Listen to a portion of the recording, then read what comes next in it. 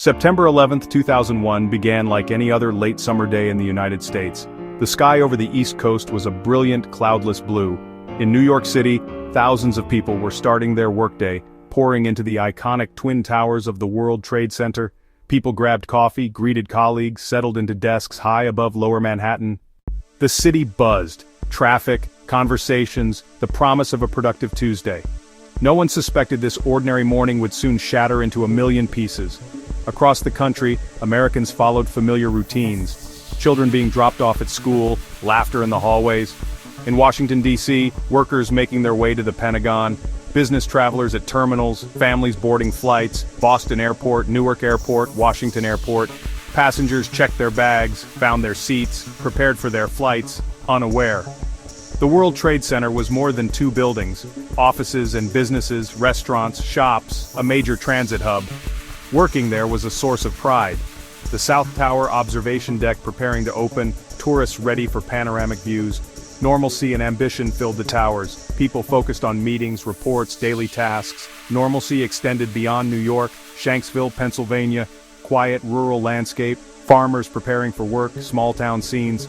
The countryside's tranquility contrasted the city. That peaceful field would soon become a place of heroism and sacrifice.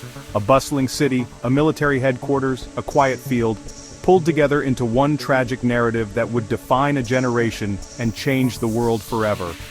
The day gave no hint of the darkness gathering beyond the horizon. The day's first sign of trouble emerged shortly after takeoff. American Airlines Flight 11, a Boeing 767 bound for Los Angeles, departed from Boston's Logan International Airport at 7:59 a.m. Within 15 minutes, the flight stopped communicating with air traffic controllers. A group of 5 hijackers armed with box cutters and knives. They overpowered the pilots and took control of the aircraft, turning the passenger plane into a guided missile. The passengers and crew, initially confused, soon realized the terrifying truth of their situation. Flight attendant Betty Ong managed to make a call to a ground supervisor, calmly reporting the hijacking and providing crucial details about the attackers. At 8:14 a.m., United Airlines Flight 175, also heading to Los Angeles, was hijacked. A team of 5 terrorists used force to breach the cockpit and seize control of the plane.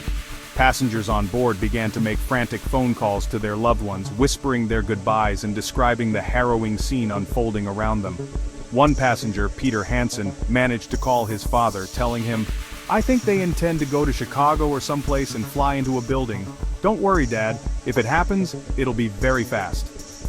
Meanwhile, American Airlines Flight 77 had departed from Washington Dulles International Airport at 8:20 a.m., also bound for Los Angeles.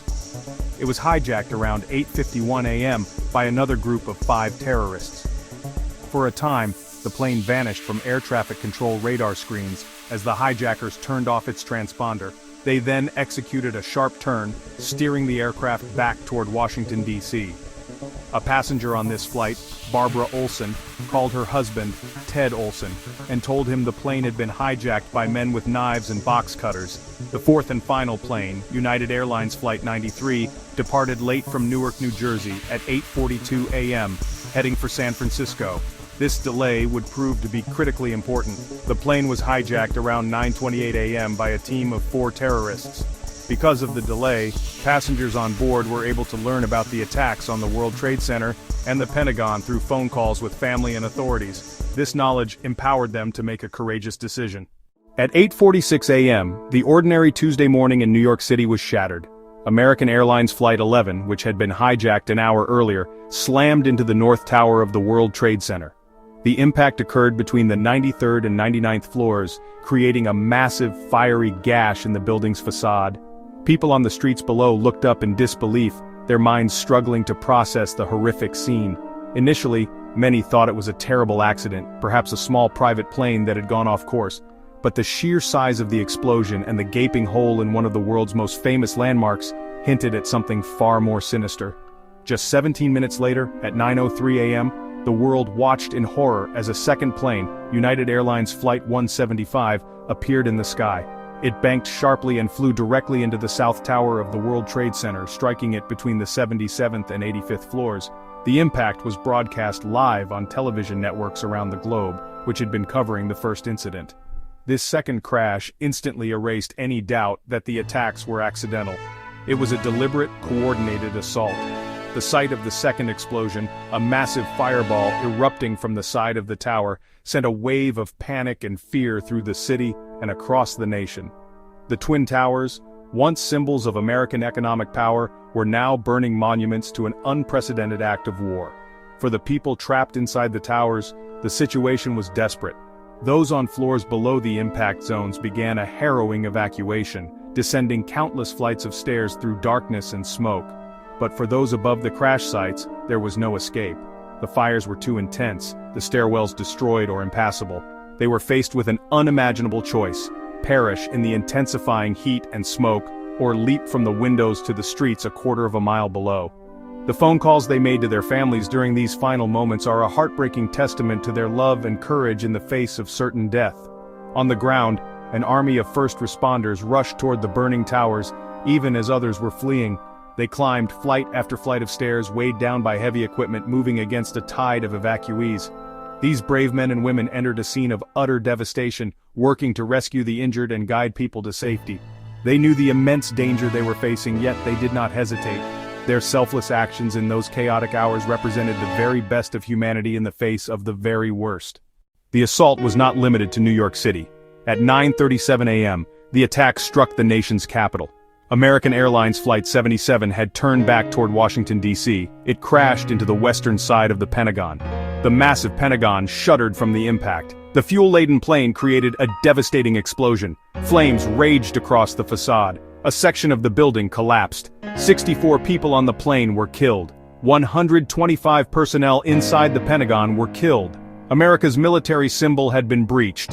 The nation's leadership was now directly in the line of fire. As news of the Pentagon attack spread, a different drama unfolded over Pennsylvania.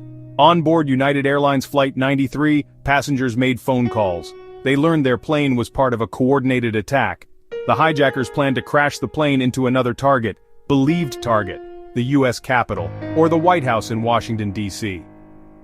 Faced with this reality, passengers and crew decided to act. They voted and chose to fight back. The struggle began around 9:57 a.m., led by Todd Beamer. "Are you guys ready? Let's roll."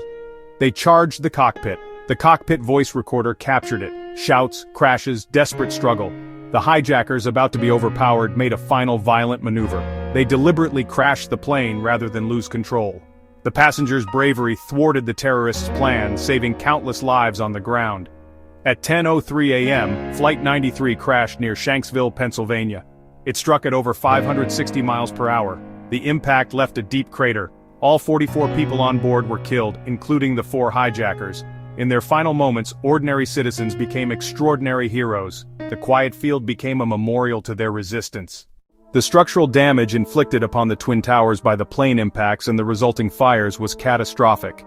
The intense heat from the burning jet fuel, reaching temperatures of over 1,000 degrees Fahrenheit, began to weaken the steel support columns that formed the core of the buildings.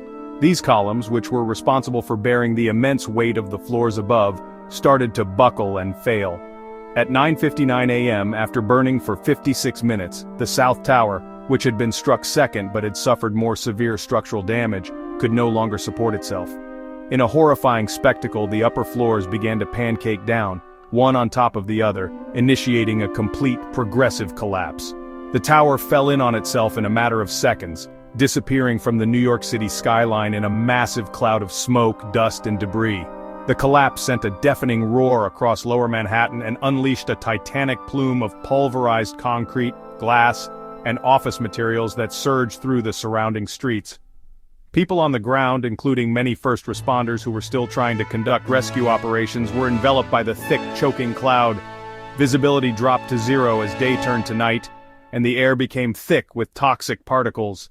The sudden and total destruction of such a massive structure was almost incomprehensible, a scene of apocalyptic devastation. The North Tower, which had been struck first, continued to burn for another 29 minutes. At 10:28 a.m., after standing for 102 minutes since the impact, it met the same fate as its twin. It too collapsed, raining down a second wave of destruction on the World Trade Center site and the surrounding area. The area that was once a bustling financial center was now a scene of utter ruin, a smoldering pile of twisted steel and debris that would come to be known as Ground Zero. The collapse of the towers claimed the lives of the vast majority of the victims that day, including hundreds of firefighters, police officers, and paramedics who were inside the buildings. These brave men and women had ascended the stairs in a valiant effort to save others, only to be lost when the structures gave way. The dust cloud that settled over the city became a grim symbol of the day's losses, covering everything and everyone in a ghostly gray powder. For those who survived, the memory of the collapse, the sound, the sight, the feeling of the ground shaking, would be forever seared into their minds, a permanent reminder of the moment the world changed. In the immediate aftermath of the attacks, the U.S. government took unprecedented steps to secure the nation. At 9:45 a.m., the Federal Aviation Administration made the historic decision to ground all civilian air traffic across the entire United States. For the first time in history, the skies over America fell silent as thousands of commercial and private planes were ordered to land. Operation Yellow Ribbon redirected international flights. Flights diverted to Canada, flights diverted to Mexico. The grounding was a stark and visible sign that the country was under siege. President George W. Bush was in Sarasota, Florida, visiting an elementary school when he was informed of the attacks. He was quickly moved to a secure location to coordinate the response. The emotional impact on the American people was immediate. Horrific images of burning and collapsing towers played continuously on television. In New York, thousands tried to contact loved ones. Phone lines were overwhelmed. The nation waited, uncertain and fearful. Shockwaves reverberated around the globe. World leaders expressed horror and solidarity. London watched in disbelief. Tokyo watched in sorrow. Iconic landmarks were lit in American colors. The French newspaper Le Monde published the headline, "Nous sommes tous Américains." We are all Americans. There were some scattered celebrations in parts of the world hostile to the U.S. The overwhelming international reaction, however, was shared grief and condemnation, an attack on the civilized world. The world stood united in mourning and determination to fight terrorism. Fighter jets scrambled to patrol skies over Washington, D.C., fighter jets patrolled over New York City. Government officials worked in command centers to assess the threat and respond. America had been fundamentally changed, its sense of security shattered, but its resolve strengthened. The attacks of September 11, 2001, left an indelible scar on the American psyche and reshaped the nation in profound ways. In the days and weeks that followed, a powerful sense of unity and patriotism emerged. People came together for vigils, prayer services, blood drives, offering support to victims' families and the city of New York. This spirit of togetherness, however, was also accompanied by a new and pervasive sense of vulnerability. The belief that America was untouchable on its own soil had been shattered, replaced by a lingering fear of what might happen next. The U.S. government's response to September 11th led to sweeping changes in national security and foreign policy. The War on Terror was declared. Military interventions in Afghanistan to dismantle al-Qaeda, and efforts to topple its Taliban protectors. At home, the Department of Homeland Security was created, a massive new federal agency designed to coordinate efforts to protect the country from terrorism. The Patriot Act was passed, granting the government expanded surveillance powers. Air travel was changed forever, with the implementation of heightened security measures by the new Transportation Security Administration, including stricter screening procedures for all passengers and baggage. The legacy of September 11th is also preserved in the stories of loss and heroism. A total of 2,977 innocent people were killed in the attacks, a staggering loss of life that included citizens from over 90 different countries. The victims were mothers, fathers, sons, and daughters from all walks of life. Their stories, along with the incredible bravery of the first responders and the passengers of Flight 93, have become central to how we remember the day. The memorials that now stand at the World Trade Center, the Pentagon, and in Shanksville, Pennsylvania, serve as solemn and powerful reminders of the human cost of hatred and violence, ensuring that the individuals lost are never forgotten. Visitors place flowers, touch names, and remember lives cut short by hatred and extremism. 24 years later, the events of September 11th continue to shape our world. We remember September 11th not only to honor the victims and heroes but also to understand how it changed the course of modern history. It serves as a crucial lesson about the dangers of extremism and the importance of vigilance, resilience, and unity in the face of adversity. The day reminds us of the fragility of peace and the enduring strength of the human spirit. By recounting the story of that clear blue Tuesday morning and the darkness that followed, we ensure that future generations understand the profound impact of that day and the enduring call to stand for freedom and against terror. Sunrise over New York.